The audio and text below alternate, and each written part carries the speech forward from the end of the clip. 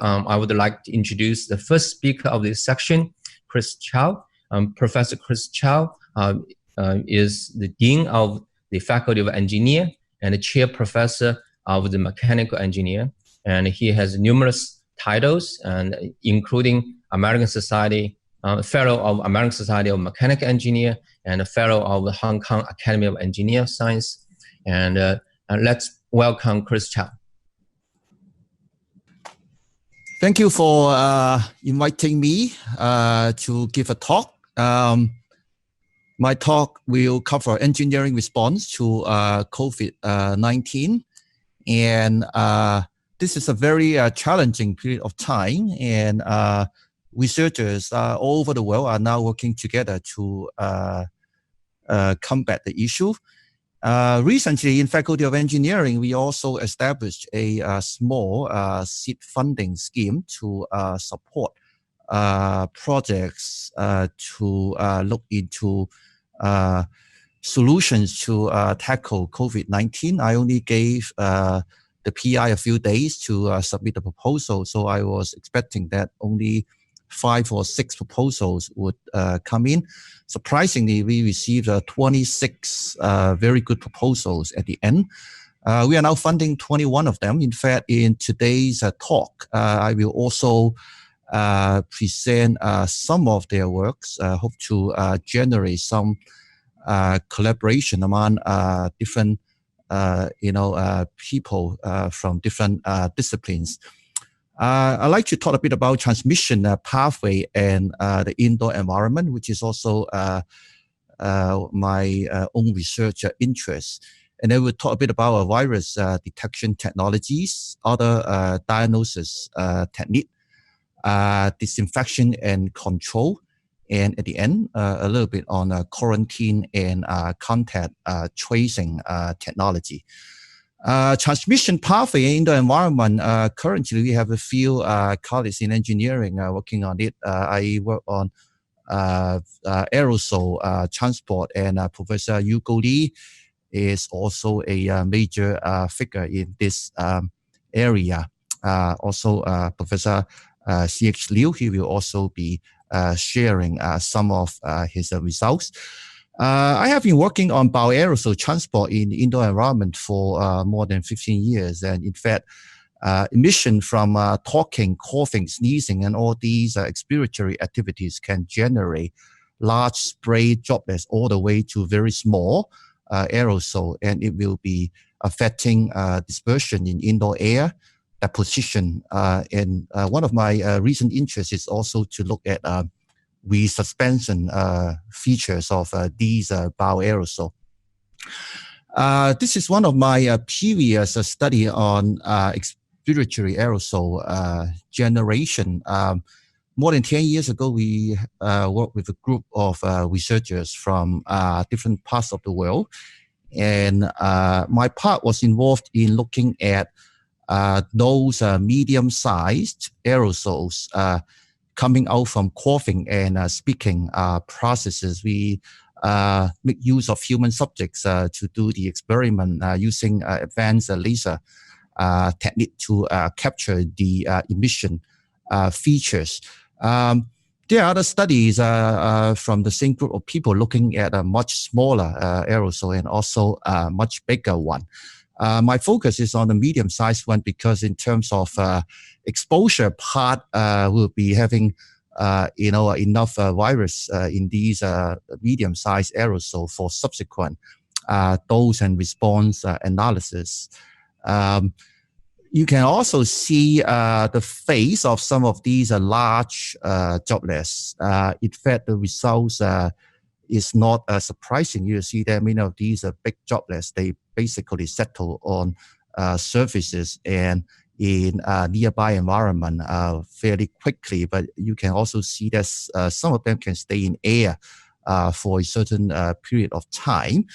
We make use of all these data actually to build a cough machine to run experiments to simulate the effect under different scenarios. This is one of the work that we have been doing recently by looking at how these aerosols can disperse and make a position on different surfaces in a open office environment. So these data are currently being analyzed, and in fact, may be able to provide some guidelines and suggestion on, for instance, like social distancing in an open office environment. Like if we want to build partitions, where to put up these partitions and how tall these partitions should be in order to minimize the risk rather than over installing some of these partitions. Suspension, as I mentioned earlier, is why my recent interest. There are a lot of basic mechanisms that has been governing the suspension features of these bioaerosol. We have also been using bacteriophage to simulate viruses and to look at the behavior of those benign viruses. Even when they go back to the air, we notice that a substantial portion of them still survive, and some of these droplet-based aerosol, they are able to be split into more than one under airflow condition, leading to a number of very interesting results that we can further look into to share some insight into the infectious disease transmission feature. My colleague, Professor Hugo Lee, also from mechanical engineering, will be giving a detailed talk on some of his recent research results. His research aims to understand the roles of indoor environments and non-pharmacological intervention, and also to understand the possible roles of airborne and formine routes. His findings so far indicate that nearly all identified outbreaks in non-Hubei cities occurred in indoor environments. And in a hospital with patients of mild symptoms, toilet aerosols dominate. You can refer to the figure on the right-hand side. And drainage, stack and vent transported toilet aerosols in one high-rise apartment building block, was also observed. I will talk more about this. We have a CFD study conducted by one of our colleagues in engineering. The role of poor ventilation and crowding based on the results from 2 outbreaks, and also the role of central air conditioning system. All these are interesting questions. I think you can hear some insight from Professor Lee later. So this is another study conducted by Dr. C.H. Liu from mechanical engineering. This morning, Professor Yun also talked about the very famous Hentai House incident. The background is that the vents on rooftop, they are needed to equalize the pressure fluctuation in the pipes during toilet flushing. And most engineering calculation focuses on the sewage flows, but not the air side, like the flow rate, velocity, and the amount of contaminants. And we are interested in 2 scientific questions. One is the dynamics of air flows in the pipe system during flushing, which is actually a two-phase flow problem.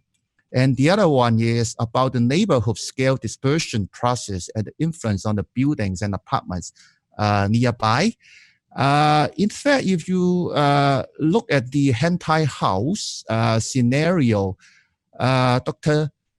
C.H. Liu did some advanced CFD study indicated that because the vent is located very close to the facade, and there's a surface room very close to it, blocking the flow from going to other open air.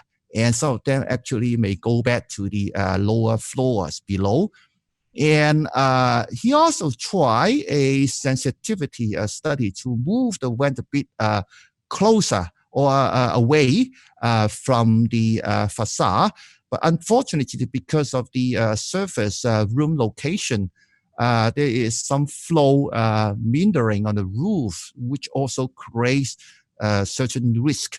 So this is why a lot of work can be done and to provide some insight into where and how tall the vents need to be. Of course, the higher the better, everybody knows that. But, how to make an effective solution is something that we need to rely on more scientific data. So I'd like to move on to talk a bit about the virus detection technology that our colleagues are working on. Dr. Patty Tran, before he developed a protein sensor for inflammation sensing, he is now expanding his work to look at virus detection. In fact, the current in a transistor will increase if there is charge transfer between the antigen and the antibodies on the sensor. So by looking at the change of the current, we can evaluate if the sample has virus or not. So this is a pretty interesting method to improve the virus sensing technology part. My colleagues Anderson Shum and also Professor Ren Sun, the chairman of today's section, they are working on a joint project. Anderson's team has developed microfluidic techniques for faster, more sensitive detection and diagnostics that require smaller amount of samples and reagents. They are working with Professor Renson, now with biomedical science, on an approach based on the end proteins expressed by cells infected by the coronavirus. They are also working with Professor Leo Poon of the School of Public Health to explore doing PCR in smarter and more integrated fashion. Professor Renson has developed synthetic binding proteins called monobodies for recognizing cells infected by the virus. And the performance of the monobody that his team designed is now being integrated into the microfluidics platform that my colleague Anderson Shum in engineering is now working on. So this is a very exciting process indeed. So another project done by our biomedical engineering group is led by our young colleague, Professor Kevin Chai. So these are pictures taken by microscope. Usually they are black and white, so it's difficult to interpret the image. For example, where are the viruses? This cannot be done easily by naked eye. So his project is to identify the viruses and color ping them in the pictures by a technique called pseudo coloring. This is a very popular image visualization method that plays an important role in computer science. And it allows the researchers, as well as non-specialists, laymen, to better understand and interpret the images. On the right-hand side, you see two fast-moving video streams. They are captured from the high-speed microscopes developed in Kevin's lab. Without using the common chemical methods, which are quite expensive to test the existence of the virus, his team uses the high-speed microscope to image millions and millions of infected cells within minutes in order to understand the infection mechanism. So their method can also be used to test the patient's blood. In this case, by taking a few milliliter, a very small amount of blood from the patients, their microscope can image the hundreds of million blood cells easily and recognize how these blood cells get affected by the infection. This is how we can check our immune system works or fail. So this is again another interesting project showing the collaboration between our engineering faculty and medical faculty. Another project currently being conducted by Professor Tong Jiang in civil engineering. He is supported by the Hong Kong government to look at sewage epidemiology as an early warning signals of COVID-19 outbreak in communities. It is difficult to test every resident for COVID-19 because of the cost and high labor and rapid outbreak.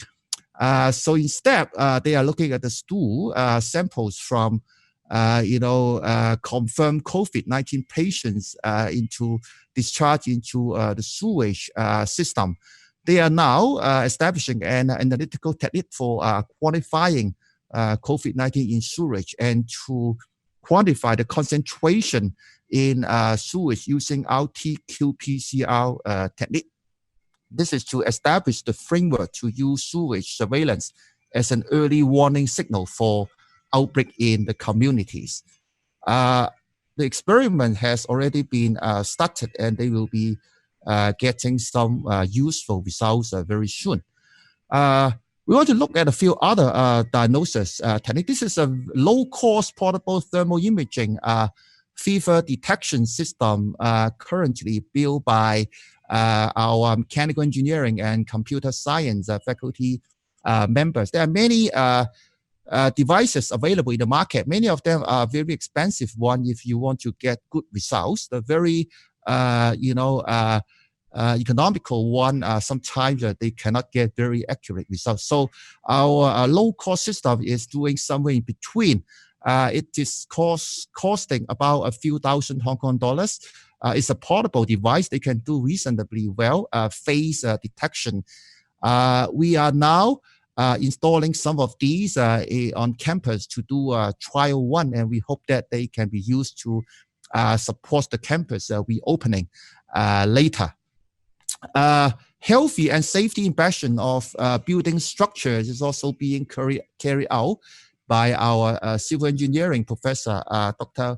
Wei Shu, with our EEE Professor Edmund Lam, and also Y.S. Wong in civil engineering. They are using digital and infrared cameras with the support of drone imaging of deterioration on external walls of buildings, including water leakage, stains, and cracks, etc. So this is an early, detection strategy to help mitigate a lot of potential upcoming issues in the future. My colleague in computer science, Professor Veno Jen, I understand he is also going to talk about this. So basically, he is using big data for drug discovery and also disease transmission understanding, and also to look into social influence analysis. So recently, he got the consensus from MTRC to provide his group with data so that they are able to generate very meaningful data, and the result will be helpful for the future, to design on when we are safe enough to resume activities in societies, etc. So I'll let him tell you more later. Of course, engineers work a lot on disinfection and control technology. Our colleague, Professor Li Chiu Wang in mechanical engineering, he is working on the type of material. Basically, it has two different properties. One is a hydrophobic properties, which is to expel these droplet-based aerosol from sneezing and coughing process. The other mechanism is to build nanostructures on top of the material so that they're able to block, deform, and to kill the attached viruses. So this is a very interesting material that has a wide range applications in the long term. My colleague Ming-Sing Huang, also in mechanical engineering, and Professor Liu Pun from public health, they are working on a anti-bacterial stainless steel material that is able to kill microorganisms.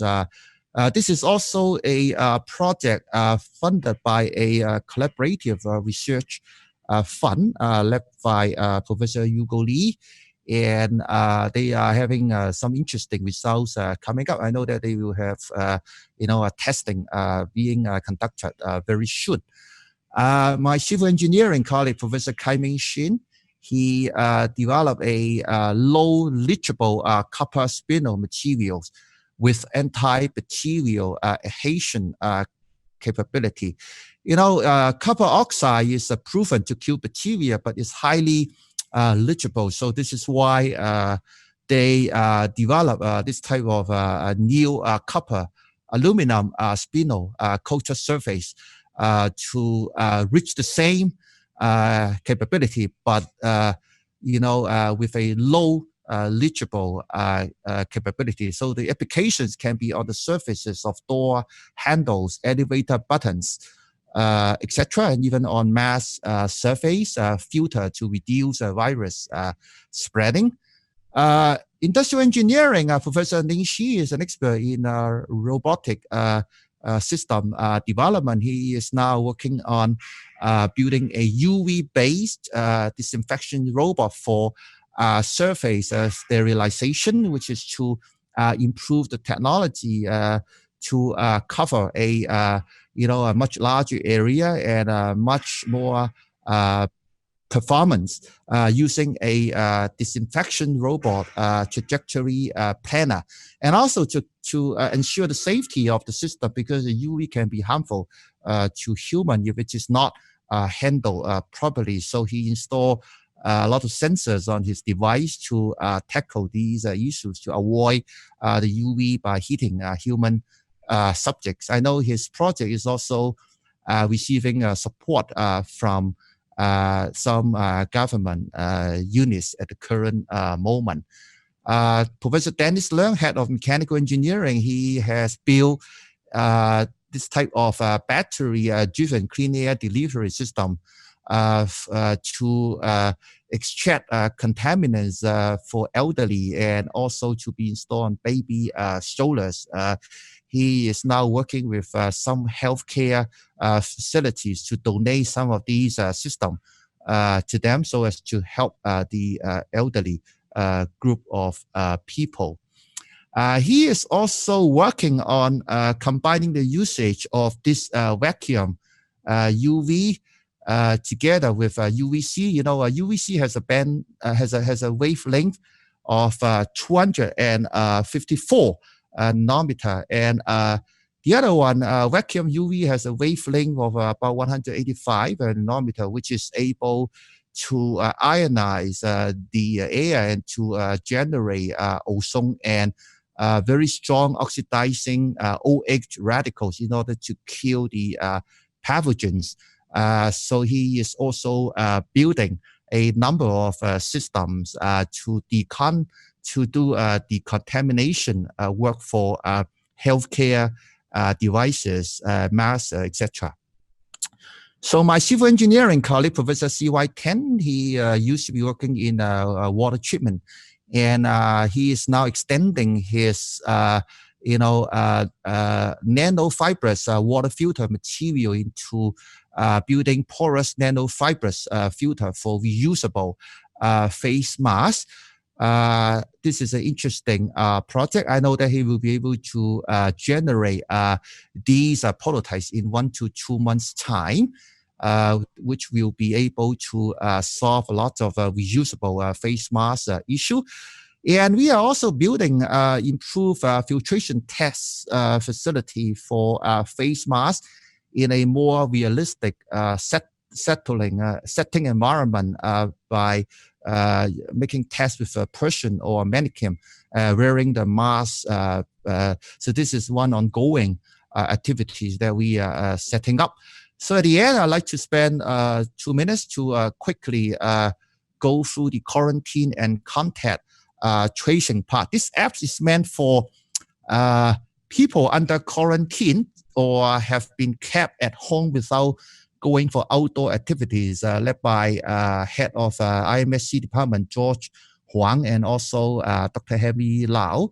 They can do exercise and compete with friends or family members using the app. And this is similar to the concept of Zoom or online game in which you can schedule a walk and run, invite friends to join, etc. But what you need are simply a smartphone and a wearable. And this is the interface of the fitness apps, and the kind of activities can range from walking, running, or even playing ping pong. Quarantine Gateway, this system is meant for tracking people in home quarantine or in government designated camps to fix some of the shortcomings of the current devices. The project is led by Dr. Wei Zhang and together with the head of IMSC department, George Huang. Last is an eye gather concept. This is a little bit controversial because the system is requiring, voluntary registration of people. So in the future, if you have some confirmed cases, you can always go back and trace, who were in close contact with them.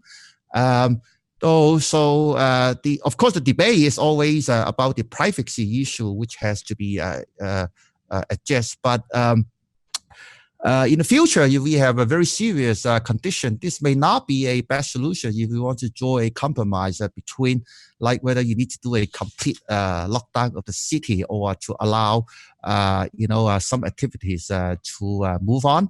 So I try to put it here for, a discussion and debate. So I strongly believe that we have to unite, and at the end, we are able to tackle the issues together. Thank you very much. All right. Thanks to Chris Chao. We greatly appreciate the Faculty of Engineering, and in very short period of time, mobilize many professors from different technology disciplines to engage in the fight against the COVID-19.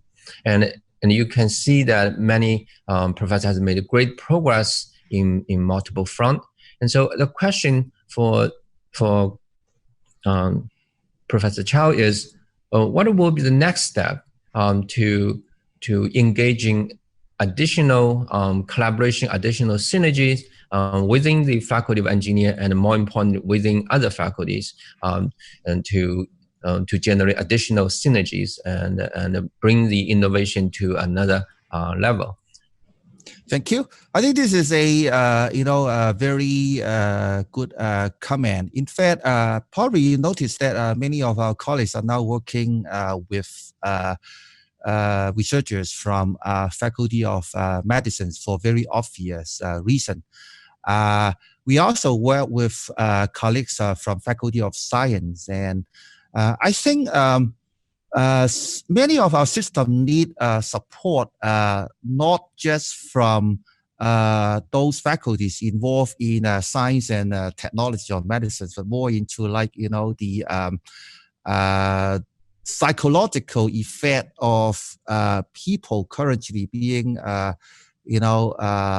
isolated from their usual activities. This is why in my very last slides, I actually try to show, a very controversial concept, called I gather. In fact, it can lead to a lot of discussion and collaboration among colleagues from social science and humanity areas, because it's not only about technology, it is about when and how, or whether we should adopt this type of technology. I'm sure that it will require input from non-STEM colleagues. Architecture, of course, I think is also one area. I'm sure that Professor Hugo Lee will tell you more from his study, because we are looking into indoor environment and also buildings. So without input from colleagues in architecture, there's no way we are able to come up with a complete and meaningful or practical solutions. You can see that we are just at the beginning of engaging investigators from different disciplines. Resources are definitely needed from the community to support such an engagement.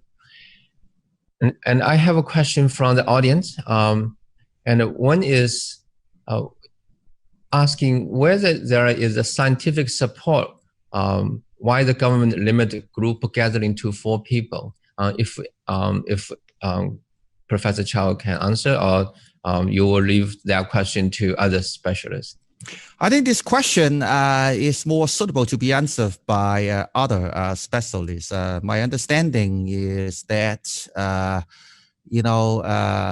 we don't want to have too many people sitting together. This is why we need to come up with some numbers. I don't know the scientific rationale of this number 4. I recall the chief executive commented a bit on that.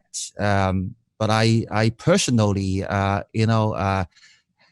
this moment, we don't have very strong evidence to comment on this number. We do a lot of experiments or simulation to show you how far or how close these aerosol can be spread and the risk level, etc. We come up with all these numbers. But one very important piece of a comment is we always need to look at evidence. So the evidence is not, that simple, like I can simply share with you those aerosol data and then I can give you evidence. I think it requires a lot of, scientific evidence that probably can only be reached by further collaboration between people from a number of disciplines, including public health and medicine people. Your talk generated very strong enthusiasm among the audience. And because of the time limit, I will just summarize one point from the audience is they are inspired by your presentation, especially the usefulness of engineer approach to fighting with this disease. Actually, they request opportunities to make this as a learning opportunity for secondary schools and for college education, and to inspire people's interest in learning engineers. So I hope you, as the Dean of the Faculty of Engineering, will consider this request and use this opportunity to engage the community and to inspire more people in the community to study engineers. So I will leave this as congratulations and comments and requests for your presentation. Thank you very much. Thank you very much.